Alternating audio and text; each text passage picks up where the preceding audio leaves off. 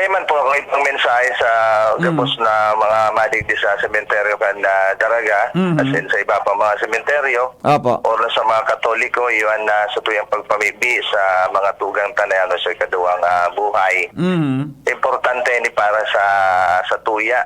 Bakusa na para matabanganan sa indang mga kalag, kundi kita man mismo mas maparani kita sa mahal na Diyos sinan sa tuyang pagtubod. Opo. Nagabos kita mahalinig di sa daga na ini na sa tuyang pinagyarokan na maabutan na daw kita man maduman sa kada ni Diyos sa langit aning makamtantaan buhay na din kasagkoran na panuga sa tuya nin mahal na Diyos.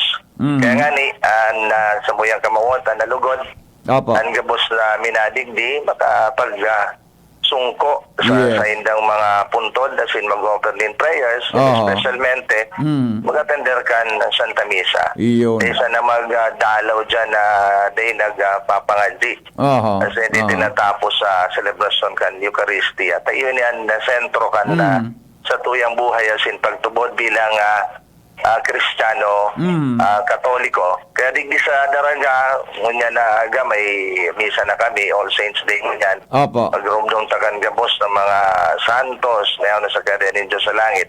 Wala itong mga canonized na mga saints, Yun. na mga namit bidan takundi gabos na mga tugang tanan ng kagaradana.